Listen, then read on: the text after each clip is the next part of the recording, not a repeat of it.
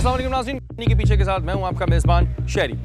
कहानी के पीछे में आज जो कहानी हम आपको दिखाने जा रहे हैं वो कहानी है हमारे माशरे में ख़वातीन के साथ होने वाले एक ऐसे मसले की जिसे आप यकीनन इससे पहले देख और सुन चुके होंगे। जी हाँ, मैं बात कर रहा हूँ शादी के बाद बच्चा ना होने की वजह से बहू पर सास, शौहर और दीगर रिश्तेदारों के किए जाने वाले मजालिम की कहानी।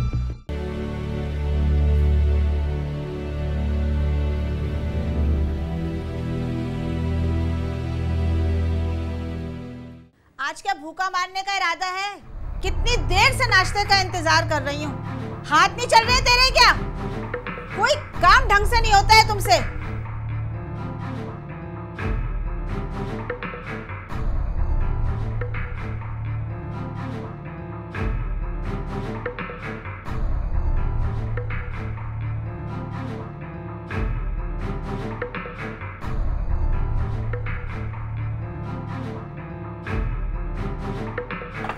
ये ले अम्मी, नाश्ता कर लें। वो आज सुबह से गैस का मसला था ना, तो इसलिए थोड़ी सी देर हो गई। ये बातें रहने दो, तुम्हारे साथ तो रोज कोई ना कोई मसला होता है। जाओ जल्दी से जाकर बेटे के लिए नाश्ता तैयार करो, उसे दुकान पर भी जाना है। जी अम्मा, अभी तैयार करती हूँ।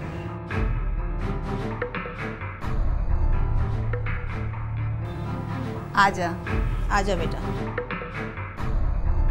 कैसा है तू? और रात को बहुत लेट हो गए? हाँ अम्मा, मैं ठीक हूँ। वो नसीर है ना अम्मा, उसके यहाँ दावत थी इसलिए देर हो गई। अम्मा आप कैसे हो? अरे बस क्या बताऊं बेटा, जब से कलमुही घर में आई है ना, मेरा तो सुकून ही खत्म हो गया है। तेरी शादी को 4 साल हो गए मगर मेरे घर का आंगन आज तक सूना है।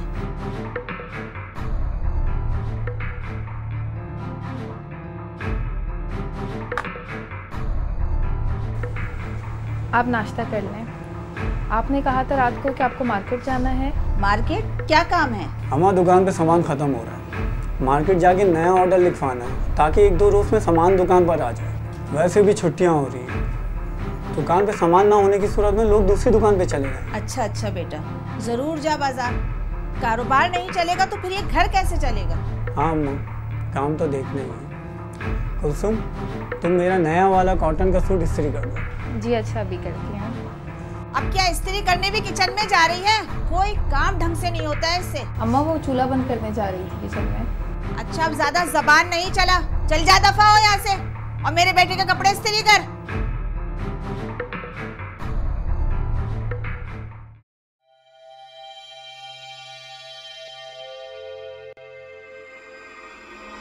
कभी कभी हाथों को तेज भी चला लिया करो। हर काम इस तरह करती हो कि दूसरे दिन तक तुम्हें कोई काम ही नहीं करना है। अम्मा बस ज्यादा जबान चलाने की जरूरत नहीं है। मैं बाहर जा रही हूँ, फ्रिज में पालक गोश्त रखा हुआ है, वो पका लेना।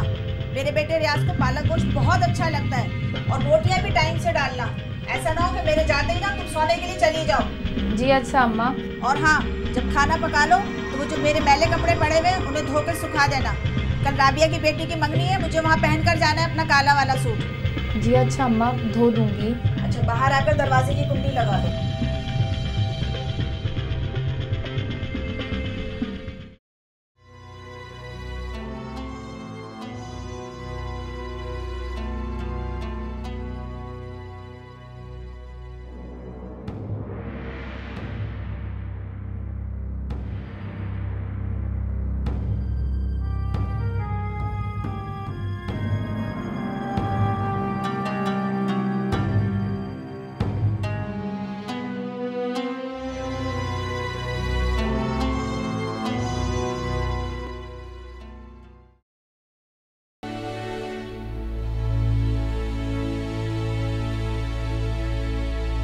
आप क्यों इतना मुस्कुरा रही हैं? मैं इसलिए मुस्कुरा रही हूँ, मेरी बेटी इतनी बड़ी हो गई है कि आज उसकी मंगनी है।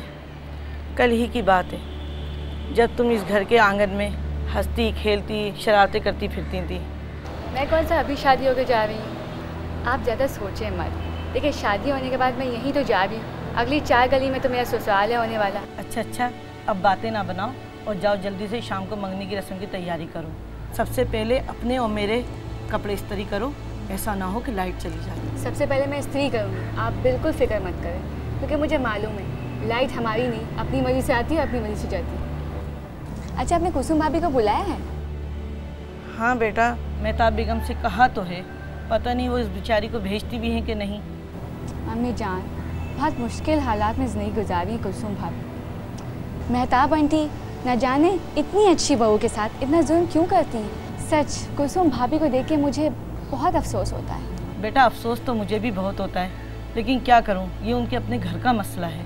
मैंने तो जब भी मेहताब बेगम को समझाने की कोशिश की, उन्होंने या तो बात बदल दी या उठकर चल दी। समझ में नहीं आता, एक औरत होते हुए दूसरी औरत की ज़िंदगी को जहन्नम क्यों बना रही हैं ये। अल्लाह उनको नेक हिदायत दे। आमीन। अच्छा बस अब जल्दी से जल्दी अपने सारे काम मुकम्मल करो, फिर मेहमान आना शुरू हो जाएंगे थोड़ी देर में। सही।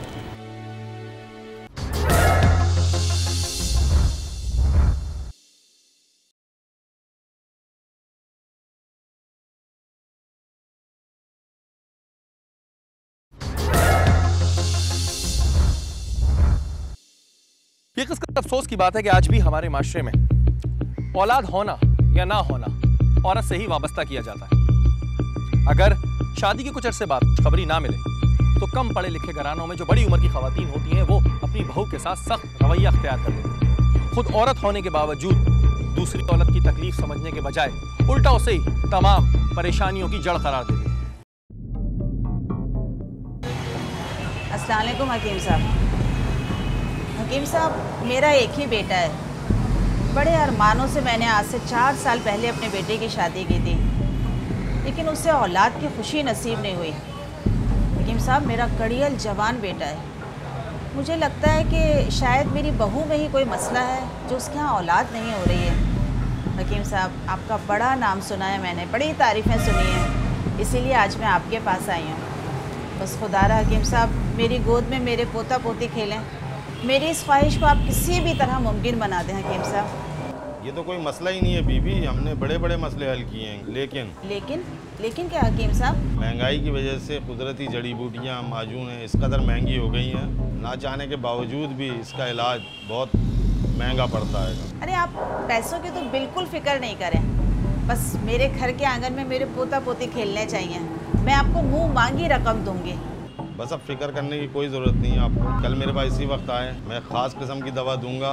अपनी बहू को रोज़ाना 1 हफ्ते तक नीम गर्म दूध में दवा पिलाएं। ठीक है हकीम साहब, मैं कल इसी टाइम पर आकर आपसे दवा ले जाऊंगी। बहुत शुक्रिया हकीम साहब। अस्सलाम वालेकुम।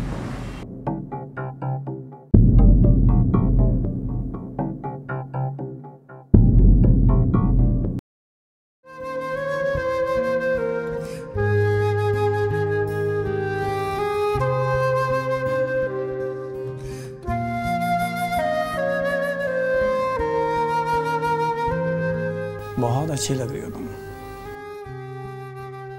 मैं बाहर सहन में तुम्हारा इंतज़ार कर रहा हूँ, जल्दी आना। राबिया खाला की तरफ चलते हैं।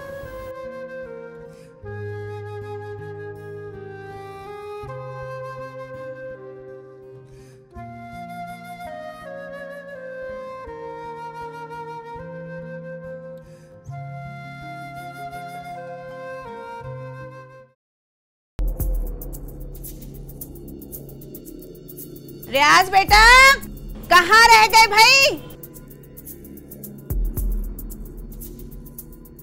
अम्मा मैं तैयार हो गया। ये तैयार हो के कहाँ जा रही है? अम्मा वो राबिया खाला की बेटी की। अच्छा, यानी कि मैं पूरे खानदान को लेकर जाऊं राबिया के घर? हैं? घर में कौन रुकेगा? और तुम्हें मालूम नहीं है आजकल के हालात का कैसे चल रहे हैं? घर को अकेला छोड़ना कितना खतरनाक है। अम्मा सारा दिन तो घर में रहती है ये, कौन सा रोज रोज हम लोग तकरीब में जाते हैं। ले चले ना अम्मा को। अच्छा, तो अब ये तू मुझे बताएगा कि मुझे क्या करना है? हैं? बड़ी हमदर्दी हो गई तुझे इस कलमुई से। 2 मगरमच्छ के आंसू क्या बहा दिए कि तेरा तो दिल ही मचलने लगा। देखो, मैं साफ साफ कह रही हूँ तुमसे, अगर अब तुमने इसकी हिमायत की तो मुझसे बुरा कोई नहीं होगा। समझ में आया? और हाँ, तू यहाँ खड़े खड़े माँ बेटे को क्यों लड़वा रही है भाई? चलो जाओ, दफा हो यहाँ से। और सुन, हमारे आने से पहले सारे बर्तन धुले हुए हो और पूरा किचन साफ हो। जी अम्मा। क्या देख रहा है तू? चल, हमें वहां जाना है, रस्म शुरू होने से पहले पहुंचना है वहां। चल जल्दी आ।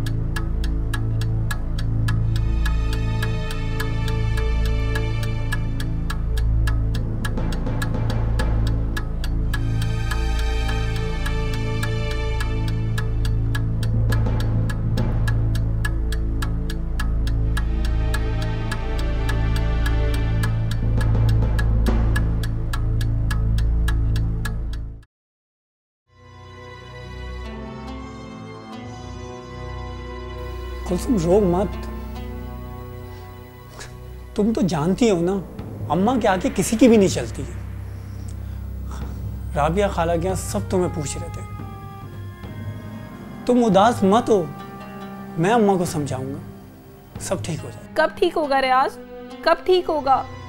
अम्मा तो रोज अपनी जली कटी बातों से मेरा दिल चलाती रहती हैं। एक पल भी अगर मैं सुकून का सांस ले लूं तो उन्हें बहुत बुरा लगता है। हर वक्त किसी ना किसी काम में मुझे मसरूफ रखती हैं, जैसे मैं इंसान नहीं कोई मशीन हूँ जिसे कभी थकन महसूस नहीं होती। क्या मैं इंसान नहीं? क्या मुझ में एहसास नहीं है? क्या मुझे अच्छा या बुरा नहीं लगता? और आप हमेशा चुप करके उनकी बातें सुनते हैं, कभी उन्हें ये नहीं कहते कि वो कितना गलत कर रही हैं, बस चुपचाप सुनते रहते हैं। कुलसुम वो मेरी अम्मा है। और मैं कुछ नहीं।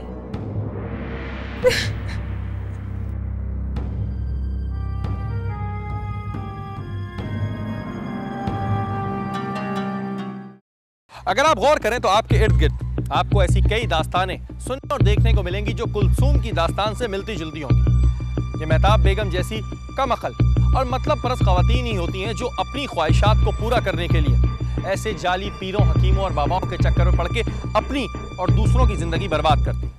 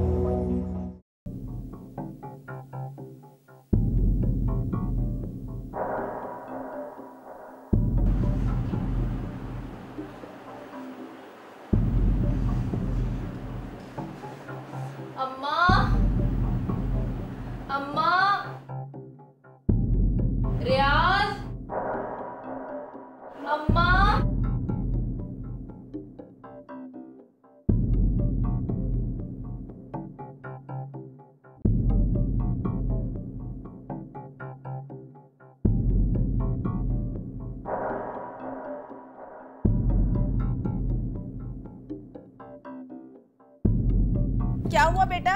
क्या हुआ कुलसुम? कुलसुम क्या हुआ बेटा? या अल्लाह खैर। रियाज, रियाज बेटा, रियाज।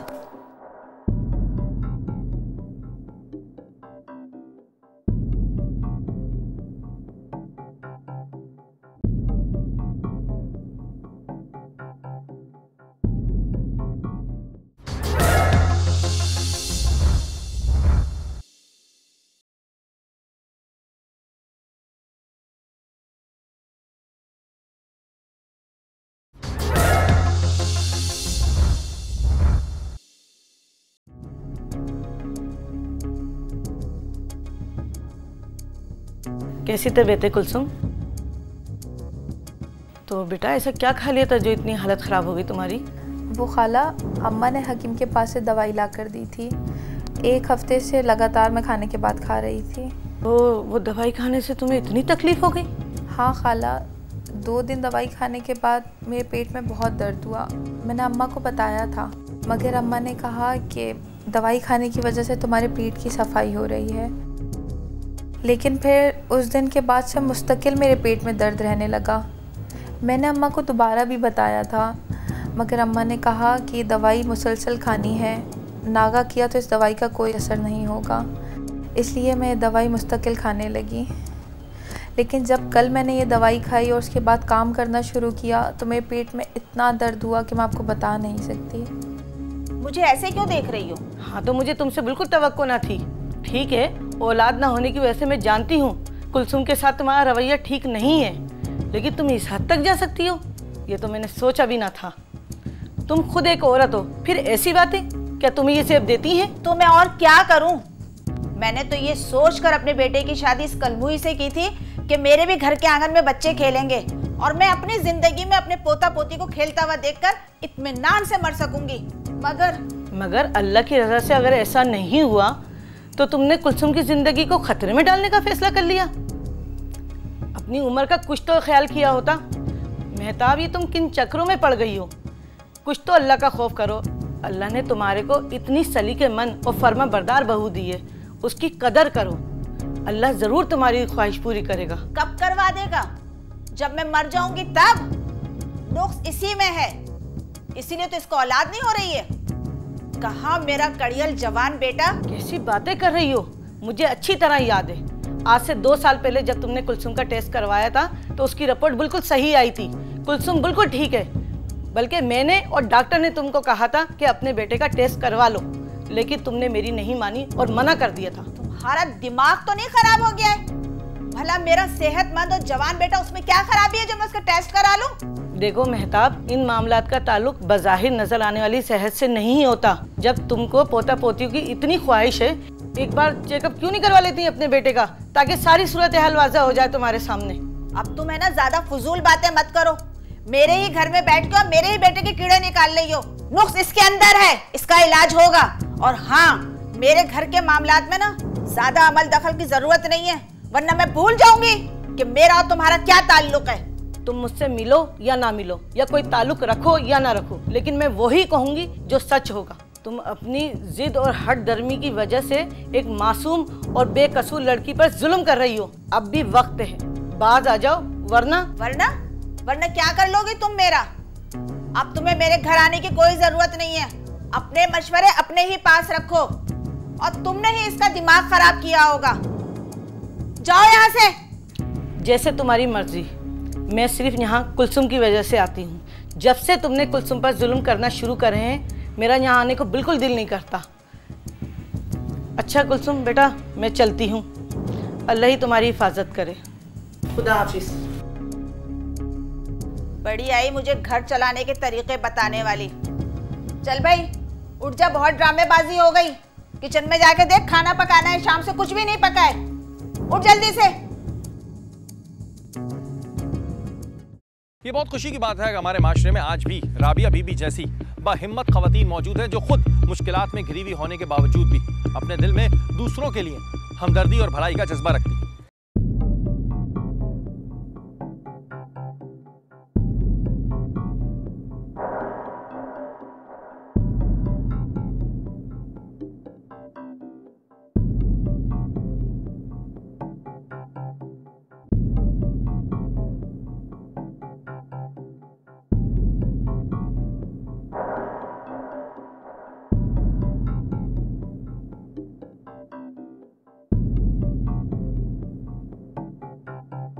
आइए बाबा।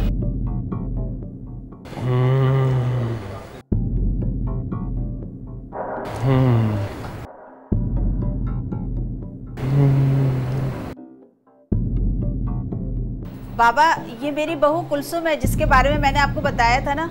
अब बाबा जो कुछ करना है आपको ही करना है। मैं अपने घर के आंगन में अपने पोता पोती को खेलता हुआ देखना चाहती हूँ। अम्मा, ये कौन है और मुझे ऐसे क्यों घूर रहा है? बाबा नाराज मत हो, इसको पता नहीं है ना आपके बारे में, इसलिए ये ऐसी बातें कर रही है। मैं इसकी तरफ से आपसे माफी मांग रही हूँ। बाबा, कुलसुम बेटा इधर आओ।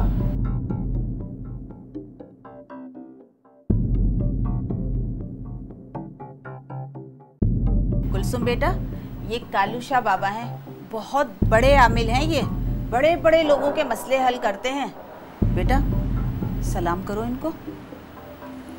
अस्सलाम वालेकुम। ठीक है, जाओ तुम अपने कमरे में जाओ।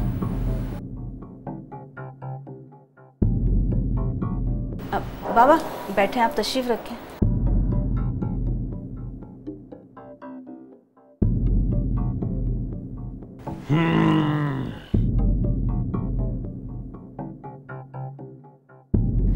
मामलात बहुत बिगड़े हुए हैं, बहुत बिगड़े हुए हैं। क्या मतलब बाबा, मैं समझी नहीं। ये जो तेरी बहू है ना, इस पर एक जिन का साया है। आशिक हो गया है वो इसका, और इसीलिए वो तेरे बेटे को तेरी बहू के करीब नहीं आने देता। और जब तक वो जिन तेरी बहू पर रहेगा, तेरी ख्वाहिश कभी पूरी नहीं हो सकेगी। ये क्या कह रहे हैं आप बाबा? क्या मेरी ख्वाहिश कभी पूरी नहीं होगी? बाबा कोई तो रास्ता होगा बाबा, कुछ तो कर सकते हैं आप। बाबा चाहे तो क्या नहीं कर सकते। ये तो सिर्फ एक जिन है। अगर जिनों की पूरी फौज भी होती तो कालू शाह बाबा के एक अमल से भाग जाती। हम तेरी बहू पर से जिन उतार देंगे। लेकिन पहले इसके लिए तुम्हें काले बकरे का सदका करना होगा और जिन को डराने के लिए कुछ खास चीज़ें खरीदना होंगी। ठीक है बाबा, मैं सब इंतज़ाम कर लूँगी, आप बेफिक्र रहें। बस आप मुझे ये बताएं कि कितने पैसे लगेंगे। 20,000 रुपये लगेंगे। 10,000 का काला बकरा आएगा और 10,000 का सामान और हमारे आने जाने का खर्चा, और जो चाहो तुम अपनी मर्जी से हमें जो दे दो वो हम खुशी से रख लेंगे। ठीक है बाबा, आप मुझे 2-4 दिन का टाइम दे दीजिए, मैं पैसों का इंतज़ाम करते ही आपको बताती हूँ। ठीक है, जब पैसों का इंतज़ाम हो जाए हमें खबर कर देना। पैसे मिलने के 2 दिन बाद हम तुम्हारे घर आएंगे। घर पे तुम्हारी बहू और तुम्हारे अलावा कोई नहीं होना चाहिए। घर के खाली कमरे में अपनी बहू को लेकर आना। हम तुम्हारी बहू का जिन वहीं उतारेंगे। वो आसानी से नहीं जाएगा, चीखेगा, चिल्लाएगा, मगर तुम घबराना मत। ऐसे जिन कालू शाह बाबा ने कितने ही भस्म कर दिए। ठीक है बाबा, जैसा आपका हुक्म बाबा। ठीक है, तो फिर हम चलते हैं। पैसों का इंतजाम तुम जल्द कर देना, वरना जितनी देर करोगी मसला उतना ही बढ़ेगा। नहीं नहीं बाबा, मैं बहुत जल्दी इंतजाम करूंगी, मैं कर लूंगी बाबा। अच्छा बाबा।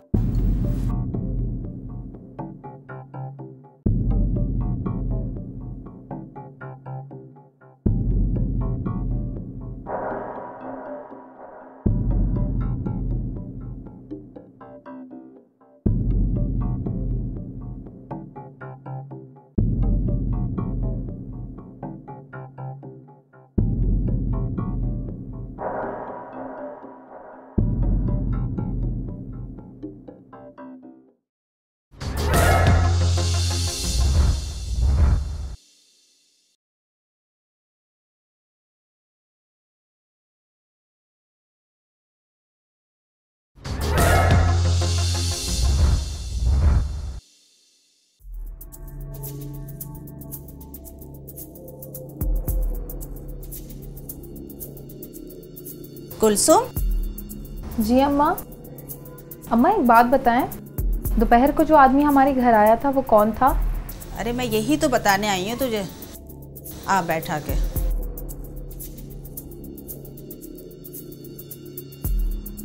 बहुत बड़े बाबा हैं वो, कालू शाह बाबा नाम है उनका। बहुत पहुंचे हुए बुजुर्ग हैं। मैं उनको घर पर लेकर आई थी इसलिए कि तुम्हें दिखाऊं कि आखिर तुम्हें औलाद क्यों नहीं हो रही है। उन्होंने कहा है इसका इलाज होगा तो सब ठीक हो जाएगा, फिर मेरी ख्वाहिश भी पूरी हो जाएगी कि मैं पोता पोती देख सकूं। मगर अम्मा वो बाबा मुझे बिल्कुल ठीक नहीं लग रहा था, इतनी बुरी नज़रों से मुझे घूर रहा था। ज्यादा फजूल बात करने की जरूरत नहीं है, समझी? चलो जाओ अपने कमरे में, और हाँ, कमरे में जाके रियाज के कान मत भरने शुरू कर देना, समझ में आया? मगर अम्मा, मैंने कहा ना, जाओ अपने कमरे में, उठो यहाँ से।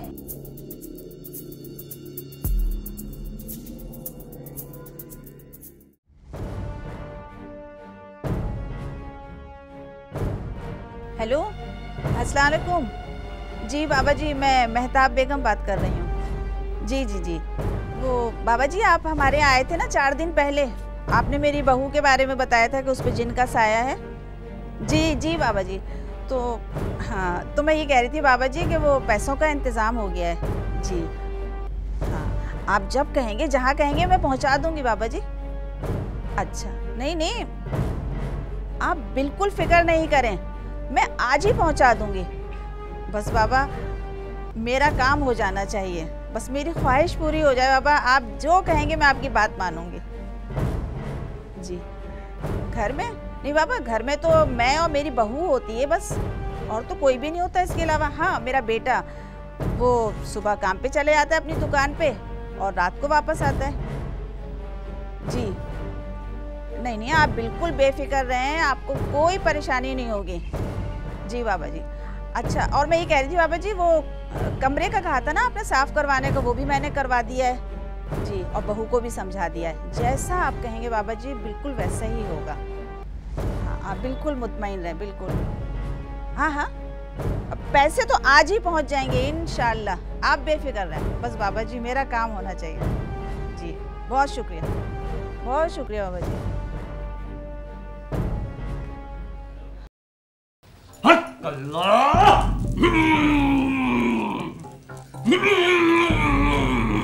बेटा, आजा आजा, अंदर आओ, अंदर आओ, आजा, आओ आओ। अम्मा, ये सब क्या हो रहा है? मुझे बहुत डर लग रहा है। ये डरने की कोई जरूरत नहीं है, मैं हूं ना, फिर क्यों डर रही हो? आओ। अम्मा, मगर ये तो कुलसुम बेटा, ये तुम्हारे इलाज की तैयारियां हो रही हैं। तुम्हारे ऊपर जो जिन है ना, जब तक वो तुमसे अलग नहीं होगा तुम माँ नहीं बन सकती। क्या? बस अम्मा, ज्यादा हैरान होने की जरूरत नहीं है। पापा तुम्हारा इलाज कर रहे ना, जब ये जिन चला जाएगा तो तुम ठीक हो जाओगी। तुम अपनी बहू को लेकर यहाँ थाल के पास बैठो, हम इसे धुन्नी लगवाएंगे। नहीं अम्मा, नहीं अम्मा, अम्मा मैं नहीं बैठूंगी। अम्मा मुझे इस आदमी के पास ना बैठो। बैठो अम्मा, मुझे डर लग रहा है। नाराज हो जाएंगे। अम्मा नहीं, अम्मा, अम्मा नहीं, अम्मा नहीं, अम्मा प्लीज, अम्मा मुझे नहीं बैठना। बैठो। अम्मा मुझे नहीं बैठना। पर जो जिन है उससे बात की जा सके। हट अल्लाह!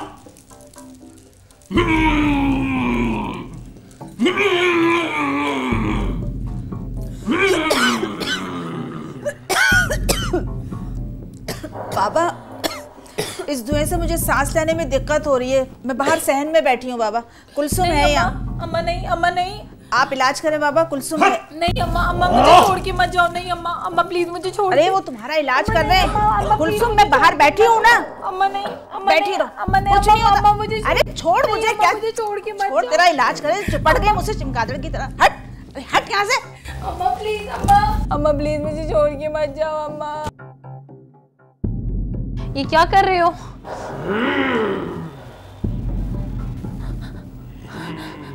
अम्मा, अम्मा,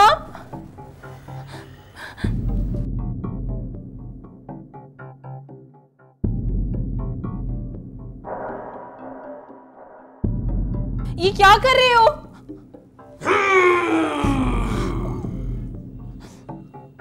ये क्या कर रहे हो?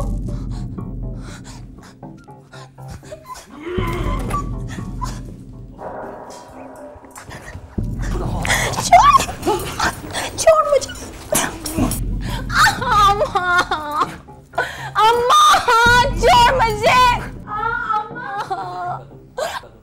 अम्मा छोड़ मुझे, छोड़ अम्मा। अम्मा मुझे छोड़ के कहाँ चली गई हो? अम्मा प्लीज, अम्मा मुझे बचाओ। अम्मा ये मुझे बहुत मार रहे हैं। अम्मा, अम्मा मुझे छोड़ के कहाँ चली गई हो? अम्मा प्लीज, अम्मा मुझे बचाओ। अम्मा ये मुझे बहुत मार रहे हैं।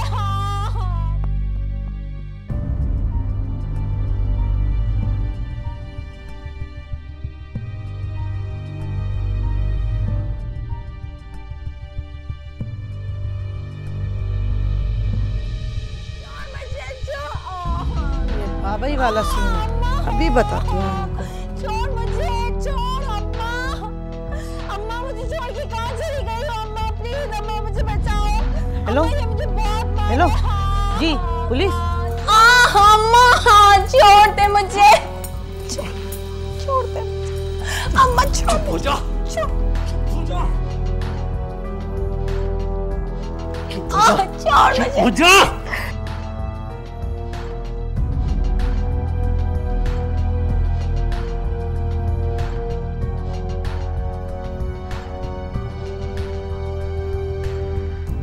जी बीबी, सर ये घर यही वाला घर है। जी।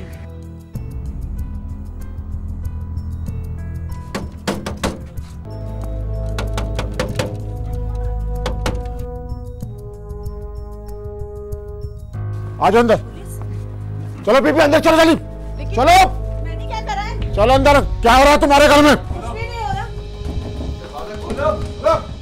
तोड़ दो दरवाजा। जालिम पीर, ये जालिम पीर क्या कर रहा है? बहुत औरतों को बेवकूफ बना रहा है। थाने तेरे को मैं बताता हूँ, थाने थाने लेके चलते जरा, अंदर ले जाके इससे बात करते हैं। चलो बीबी आप भी चलो। सीधा चल,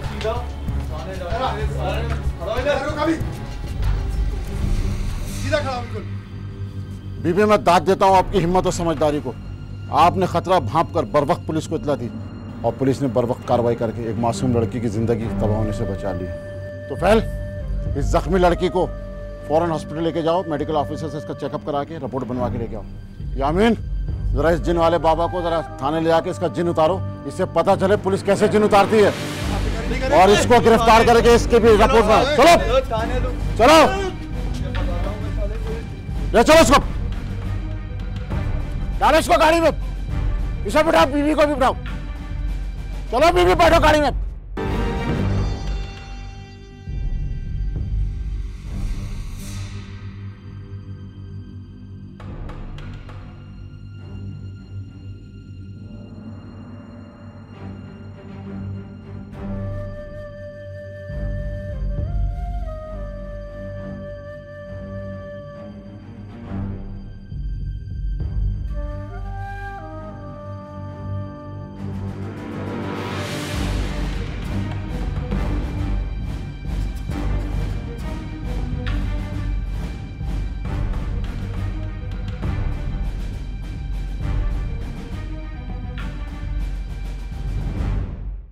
जी नाज़रीन, आप सबने देखा कि किस तरह अपने अंधी ख्वाहिशात की तकमील को पाने के लिए महताब बेगम ने ना सिर्फ अपनी रकम एक धोखेबाज के हाथों बर्बाद कर दी, बल्कि अपनी बहू की जिंदगी भी खतरे में डाल दी और आखिर में खुद कानून की गिरफ्त में आ गई। आप भी अपने आसपास नजर रखिए, क्या पता आप भी राबिया बीबी की तरह किसी मासूम की जिंदगी बचाने का सबब बन जाए। अगले हफ्ते फिर मिलेंगे कहानी के पीछे किसी नई एपिसोड के साथ। तब तक के लिए अपने मेजबान शहरी को इजाज़त दीजिए। फी अमान अल्लाह।